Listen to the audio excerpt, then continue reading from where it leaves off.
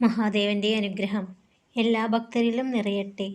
ഭക്തരെ, ഒരാളുടെ ഏറ്റവും വലിയ സൗഭാഗ്യം എന്തെന്നാൽ നിറഞ്ഞു കവിഞ്ഞ സൗന്ദര്യമോ സമ്പാദ്യമോ അല്ല, മനസ്സമാധാനം നിറഞ്ഞ ജീവിതമാണ്.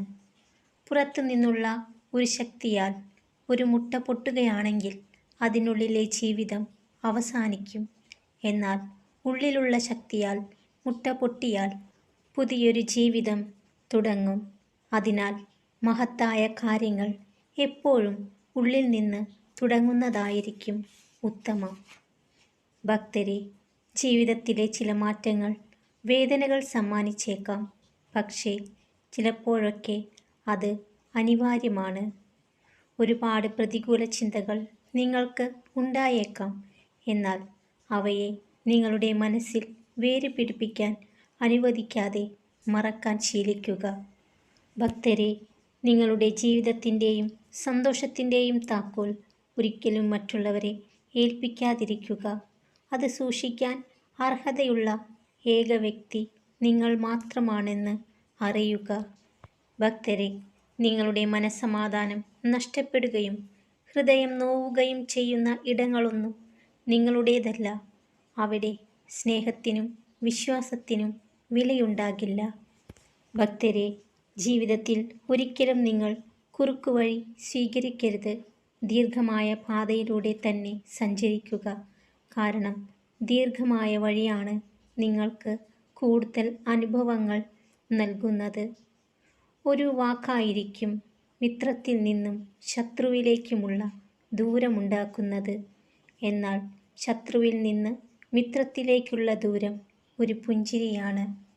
ഭക്തരെ, വേദനിപ്പിക്കുന്നവർക്ക് നിങ്ങൾ മറുപടി കൊടുക്കാൻ നിന്നാൽ അതിനേ സമയമുണ്ടാകൂ.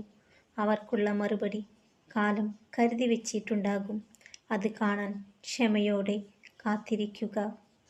ഭക്തരെ, നിങ്ങൾ ചെയ്യുന്നത് ശരിയാണ് എന്ന തോന്നൽ ഉള്ളിടത്തോളം നിങ്ങൾ പരാജയപ്പെടില്ല. നിങ്ങളിലെ ഏറ്റവും മികച്ചത് കണ്ടെത്താൻ സഹായിക്കുകയും നിങ്ങളെ ശക്തരാക്കുകയും ചെയ്യുന്ന വ്യക്തികളെ എപ്പോഴും ചേർത്ത് നിർത്തുക.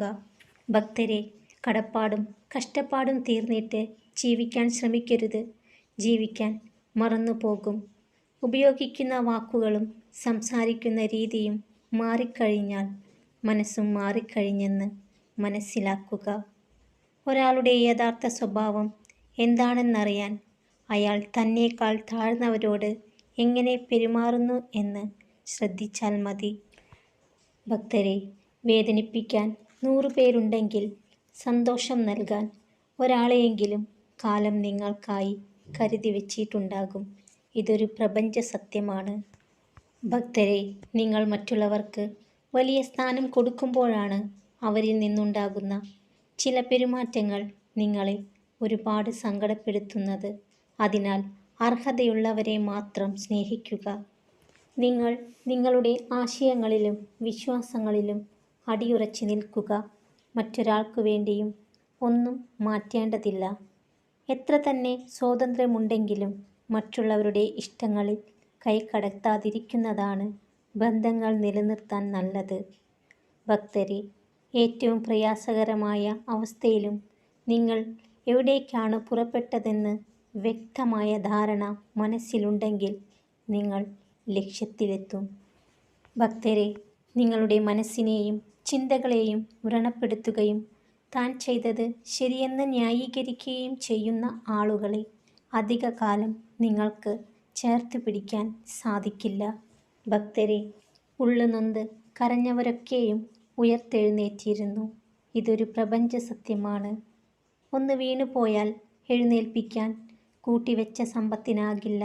അതിനൊരു കൈത്താങ്ങ് തന്നെ വേണം. ഓർക്കുക, സമ്പത്തിനേക്കാൾ മൂല്യം മനുഷ്യബന്ധങ്ങൾക്ക് തന്നെയാണ്. മഹാദേവന്റെ അനുഗ്രഹം എല്ലാ ഭക്തരിലും നിറയട്ടെ. ഓം നമഃ ശിവായ.